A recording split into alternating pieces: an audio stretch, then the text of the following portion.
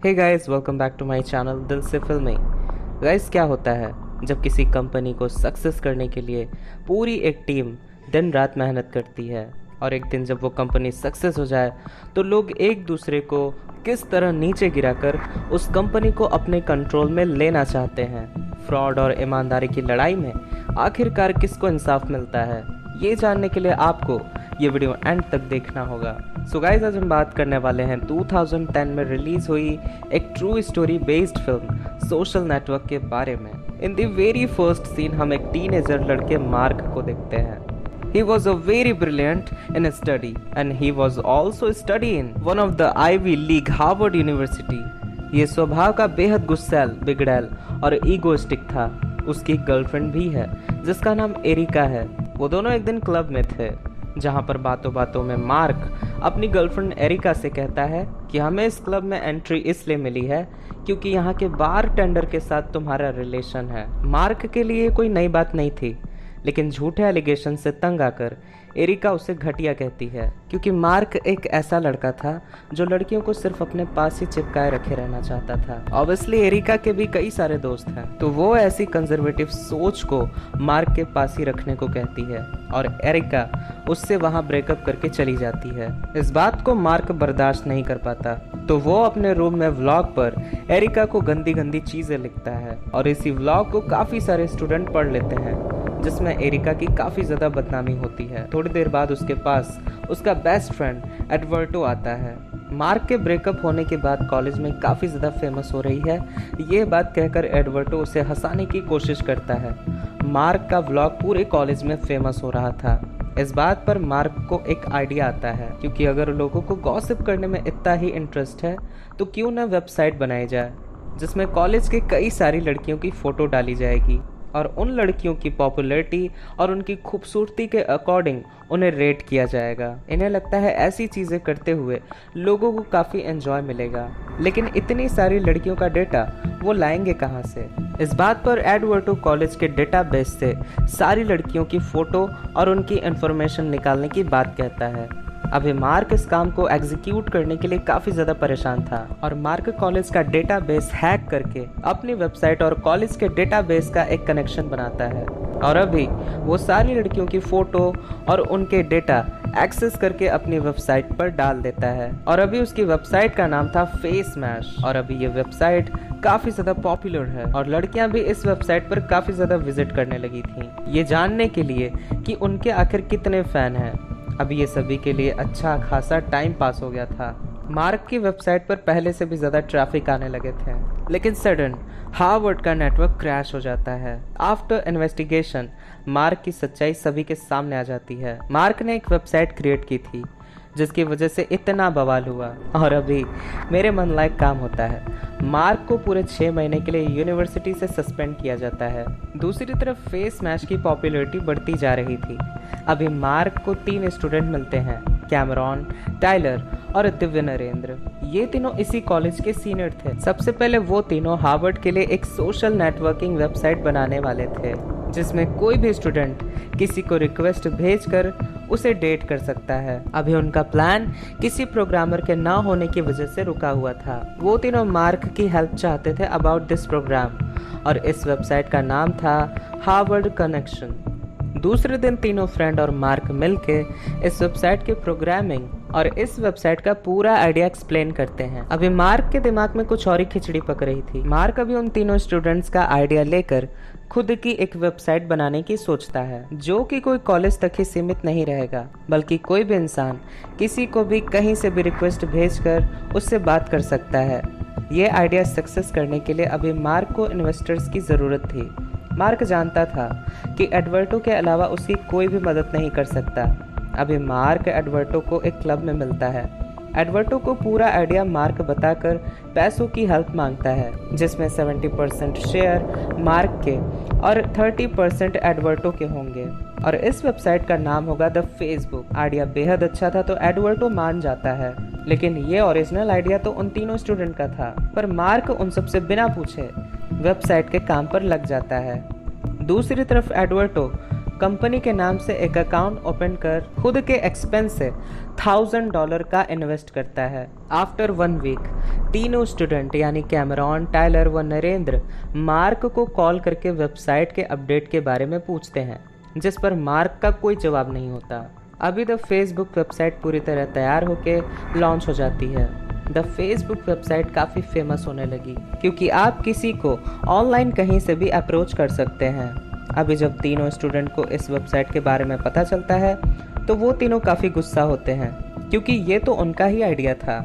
इसी आइडिया चोरी और धोखे के कारण वो तीनों हार्वर्ड यूनिवर्सिटी के प्रेसिडेंट से मार्क की कंप्लेंट करते हैं, लेकिन उन तीनों के पास कोई प्रूफ ना होने के कारण उन सबको वापस जाना पड़ता है।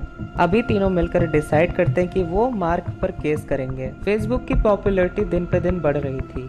अभी एडवर्टो मार्क को सजेस्ट करता है कि अभी हमें कुछ प्रॉफिट कमाना चाहिए, लेकिन अभी मार्क के ऊपर जुनून सवार था। वो द फेसबुक को और भी ज़्यादा बेहतर बनाना चाहता था। तो मार्क अभी एडवर्टो को कोई भी आंसर नहीं देता। दिन रात एक करके मार्क फेसबुक को और भी ज़्यादा इम्प्रोवाइज करता है। अभी एडवर्टो की गर्लफ्रेंड मार्क को एडवर्टो को शॉन नाम के आदमी से मिलवाती है, जिसने मात्र 15 साल की उम्र में नेपस्टर नाम की एक एप्लीकेशन बनाई थी, जिसकी मदद से वो कोई भी सॉन्ग इलीगल तरीके से डाउनलोड कर सकता था। लेकिन कई सारे म्यूजिक कंपनी ने मिलकर शॉन के ऊपर केस किया और इसके बावजूद शॉन ने अपने डैड के कंप्यूटर से फॉर्च्यून 500 कंपनी के नेटवर्क को हैक किया था। अनफॉर्चुनेटली उसने लॉग आउट नहीं किया था and at the result FBI ने शॉन को अरेस्ट किया। इट मीन्स दैट कि शॉन फ्रॉड होने के साथ साथ अल्कोहलिक ड्रग एडिक्ट था। शॉन मार्क और एडवर्टो से फेसबुक फ्यूचर के प्लान के बारे में पूछता है। एडवर्टो कहता है कि हम कुछ एडवर्टाइजमेंट वालों से बात कर रहे हैं, जिस पर शॉन कहता है कि इसकी वजह से तुम लोग बहुत ही कम अमाउंट पा सकोगे। वेबसाइट का वर्क बहुत ही ज्यादा है और शॉन उन दोनों से बिलियंस की बात करता है। शॉन की इस बात से मार्क काफी ज्यादा खुश होता है क्योंकि शॉन के पास काफी ज्यादा शार्प माइंड था। शॉन के साथ रहकर मार्क उससे आइडिया गेन कर काम करने की सोचता है। अभी शॉन उन्हें उनका ऑफिस सिलिकॉन वैली में शिफ्ट करने के लिए बोलता है ताकि वो एक अच्छी टीम बनाकर काम कर सके। इस बात पर एडवर्टो शॉन को बिल्कुल पसंद नहीं करता क्योंकि वो तो कुछ ज़्यादा ही सजेशन उन सबको दिए जा रहा है। जाते जाते शॉन एक और सजेशन उन्हें देता है कि द फेसबुक से वो द को रिमूव कर दें, इससे ये नाम ज़्यादा सोबर होगा। अभी मार्क तो शॉन के सजेशन का दीवाना हो गया था और मार्क द फेसबुक का नाम बदलकर फेसबुक रख देता है। मार्क को तो कॉलेज से निकाल दिया गया था तो वो सिलिकॉन वैली में शिफ्ट होने के लिए प्रॉपर रेडी था, लेकिन एडवर्टो अपने बिजनेस के डिसीजन खुद लेने को कहता है। शॉन के सजेशन को उन दोनों की कोई जरूरत नहीं, ये एडवर्टो का मानना था। अभी एडवर्टो सिलिकॉन वैली नहीं जा सकता क्योंकि उसे इंटर्नशिप मिल गई थी, बट वो डिसाइड करता है कि वो न्यूयॉर्क में रहकर कंपनी के लिए स्पॉन्सर और एडवर्टाइजर ढूंढेगा और मार्क सिलिकॉन वैली जाकर वहां पर अपनी टीम बनाएगा। सिलिकॉन वैली शिफ्ट होकर मार्क एक पूरा अपना ऑफिस रेडी करता है, लेकिन मार्क खुद के जैसे ही स्टूडेंट को ही अपने काम के लिए हायर करता है। ऑफिस का माहौल तो पूरा क्लब जैसा था। दिन भर काम के साथ साथ ड्रग, सिगरेट और सब कुछ चलता था, जो एक बार में चलता है। मतलब कि ये ऑफिस कम चिड़ियाघर ज्यादा लग रहा था। अभी दूसरे दिन ऑफिस में शॉन वहां पर आता है और ऑफिस का हाल देखकर वो काफी ज्यादा हैप्पी था। अभी मार्क शॉन को उसका ऑफिस ज्वाइन करने के लिए इनवाइट भी करता है और शॉन भी वहां पर आकर शिफ्ट हो जाता है। सारे एम्प्लॉयज ऑफिस में ही रहते थे। तभी अचानक एडवर्टो मार्क के ऑफिस में आता है। शॉन को वहां पर देख एडवर्टो उस पर बहुत ही ज्यादा नाराज होता है और ऑफिस का हाल देख और मार्क से शॉन के प्रेजेंस होने का कारण पूछता है, जिस पर मार्क लिटरली एडवर्टो से कहता है कि शॉन उसका बिजनेस पार्टनर है और अभी मार्क बिजनेस सेटअप के लिए हेल्प ले रहा है। इसी बीच मार्क और शॉन एडवर्टो को बहुत ही अजीब बात सुनाते हैं, जिससे मौजूद वहां पर सारी लड़कियां एडवर्टो के ऊपर हंसने लगती हैं। एडवर्टो बहुत ही गुस्सा था, वो जाने ही वाला था, लेकिन मार्क उसे समझाता है। मार्क चाहता था कि वो जल्द ही करोड़पति बने और इसके लिए शॉन को यहाँ पर रहना जरूरी है और एडवर्टो को भी यहीं रहना पड़ेगा क्योंकि एडवर्टो को बिजनेस का कोई भी आइडिया नहीं है। इतना कुछ सुनने के बाद एडवर्टो न्यूयॉर्क आकर अपनी कंपनी का मेन अकाउंट फ्रीज कर देता है। शॉन के पास एक बहुत बड़ा इन्वेस्टर था। वो आदमी उसकी कंपनी में हाफ मिलियन इन्वेस्ट करने के लिए रेडी भी था, लेकिन एक कंडीशन पर, वो ये कि उसे कंपनी का पूरा मैनेजमेंट चेंज करना था। अकाउंट फ्रीज होने की बात जानकर मार्क एडवर्टो को कॉल करता है और वो एडवर्टो को काफ़ी ज़्यादा उल्टा सीधा बोलता है और बाद में मार्क शॉन के इन्वेस्टर्स की बात एडवर्टो के सामने कहता है जो कि हाफ मिलियन मनी इन्वेस्ट करेंगे। और इसके बाद मार्क पेपर वर्क के लिए एडवर्टो को सिलिकॉन वैली फिर से बुलाता है। इस बात से एडवर्टो काफ़ी खुश होता है। नेक्स्ट वीक एडवर्टो कंपनी के नए ऑफिस पहुंचता है जहां का माहौल एक रियल ऑफिस जैसा था। जब कंपनी के लॉयर एडवर्टो को मिलते हैं तो वो कहते हैं कि तुम्हारा 30% का शेयर था और अभी वो चेंज करके 34% किया गया है और अभी शॉन के भी शेयर इस कंपनी में लगाए गए हैं। इसके बाद एडवर्टो पेपर वर्क करके वहाँ से चला जाता है। आफ्टर सम वीक लॉयर उसे अगेन सिलिकॉन वैली बुलाते हैं और फिर से वो उसे कुछ पेपर वर्क करने की बात कहते हैं। एडवर्टो के पूछने पर लॉयर उसे जवाब देते हैं कि जो तुमने 30% शेयर फेसबुक में लगाए थे वो हमने निकाल दिए हैं, तो तुम्हारे शेयर की अब वैल्यू 0.3 है। इट मीन्स दैट कि एडवर्टो के जो 3% शेयर थे वो पूरे निकाल दिए गए थे और उसे 0.3 शेयर दिए थे और अभी तो उसकी कोई वैल्यू थी ही नहीं। जबकि ये वही पेपर हैं जिसमें उसे बताया गया था कि इसमें उसके शेयर बढ़ाकर 34% किए गए हैं। हमें पता चलता है कि मार्क और शॉन ने मिलकर एडवर्टो के साथ फ्रॉड किया है। इस बात से एडवर्टो भड़क कर मार्क के ऊपर चिल्लाता है कि आखिरकार मार्क ने उससे धोखा क्यों दिया, जिस पर मार्क उसके सामने कहता है कि तुम इस कंपनी के CFO थे, लेकिन तुम इतने बेवकूफ़ थे कि तुमने अपनी ही कंपनी के साथ एक गलत डील साइन की। कम से कम तुम्हें पेपर तो पढ़ने चाहिए। इवन मार्क एडवर्टो को ये भी कहता है कि कल जाकर तुम कंपनी को तो डुबा भी सकते हो। इस बात पर एडवर्टो कहता है कि तुम सब ऐसा नहीं कर सकते क्योंकि मैं भी कंपनी का पार्टनर हूँ। तभी शॉन आकर वहाँ पर कहता है कि तुम कंपनी के पार्टनर थे।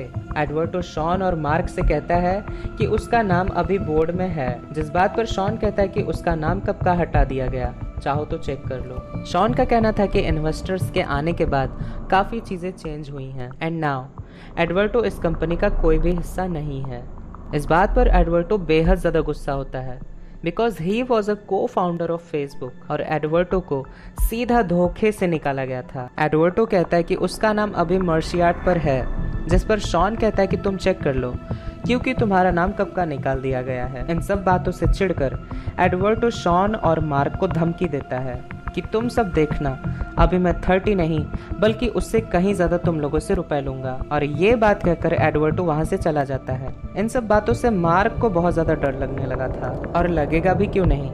आखिरकार उसने अपने फ्रेंड के साथ फ्रॉड जो किया था, जिसके साथ मिलकर उसने इस कंपनी की शुरुआत की, जिसने सबसे पहले बिना सोचे 30% शेयर कंपनी में लगाए थे। दूसरी तरफ कैमरॉन, टायलर और नरेंद्र तीनों मिलकर अपने ओरिजिनल आइडिया को खोता देख मार्क जुकरबर्ग पर केस फाइल करते हैं एंड फाइनली एडवर्टो भी केस फाइल करता है क्योंकि उसे भी धोखे से इस कंपनी से निकाला गया था।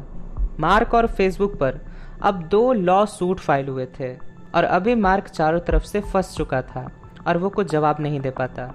ये लॉ सूट कई दिनों तक चल रहा था। इसी बीच फेसबुक पे इन सभी के 1 मिलियन फॉलोअर्स भी हो जाते हैं। इसी खुशी में ऑफिस में पार्टी थी और इसी पार्टी में कुछ अंडर एज लड़कियां भी थीं जो ड्रग्स ले रही थीं।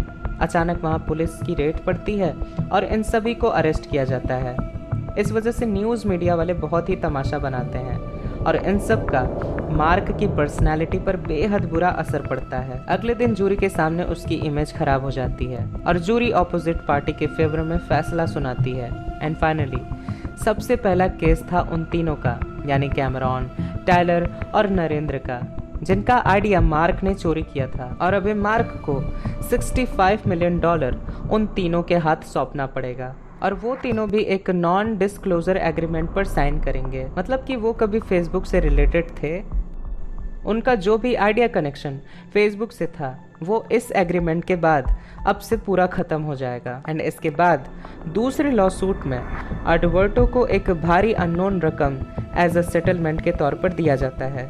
एंड सबसे इम्पोर्टेंट बात, एडवर्टो का नाम फेसबुक के को-फाउंडर में हमेशा रखा जाएगा। गाइस, अगर आप अभी भी गूगल करेंगे तो आपको फेसबुक के को-फाउंडर में एडवर्टो का नाम दिख जाएगा। सब कुछ सेटल डाउन होने के बाद मार्क जूरी के ऑफिस में बैठा था। वो बेहद परेशान था, आखिर उसके साथ ही क्या हो रहा है। अभी उसकी लॉयर आकर मार्क से कहती है कि आखिर पुलिस को बुलाकर वो पार्टी में खुद क्यों नहीं था, जिस पर मार्क लॉयर से कहता है कि मैं अपनी पार्टी में पुलिस को आखिर क्यों बुलाऊंगा। गाइस अभी लॉर की बातों से हमारे सामने रिवील होता है कि ये सब करा धरा शॉन का काम है। हम सबके सामने रिवील होता है कि शॉन एक घटिया और फ्रॉड आदमी है। उसने ही मार्क की इमेज खराब करने के लिए पार्टी में पुलिस को बुलाया था। वो तो मार्क को हटाकर फेसबुक को अपने नाम करना चाहता था। लॉयर मार्क को समझाती कि तुम इतना हार्ड प्रिटेंड क्यों कर रहे हो, तुम्हें ज़रा स्लो डाउन होना पड़ेगा। बिजनेस बढ़ाना अच्छी बात है, बट तुम्हें अपने दोस्तों के साथ ऐसा काम नहीं करना चाहिए। ऑब्वियसली उन्हें चीट तो नहीं करना चाहिए। अभी ड्रग वाले इंसिडेंट के बाद बड़े बड़े शेयर होल्डर्स के दबाव में आके शॉन फेसबुक से रिजाइन कर देता है और अभी मार्क रियलाइज करता है कि उसने एरिका से लेकर कितनों के साथ गलत किया। और हम लास्ट सीन में मार्क को देखते हैं जो एरिका को फ्रेंड रिक्वेस्ट सेंड कर रहा था। And now the end. Guys 2008 का mark Zuckerberg 23 year old youngest self made billionaire था। गाइस मेरे ख्याल से मार्क एक बेहद मतलबी इंसान था जिसने सबके साथ फ्रॉड किया एंड फाइनली उसके साथ भी फ्रॉड हुआ। No doubt tit for tat. आपको क्या लगता है, मार्क ने अपने बेस्ट फ्रेंड यानी एडवर्टो के साथ अच्छा किया? और अभी की सिचुएशन के अकॉर्डिंग सोशल मीडिया बैन होनी चाहिए या नहीं, इसमें आपकी क्या राय है? प्लीज़ मुझे कमेंट सेक्शन में ज़रूर बताएं। Anyway this is the end guys. I think you have enjoyed my video. If you have, then please hit the like button and subscribe to my channel. Thank you. Tata.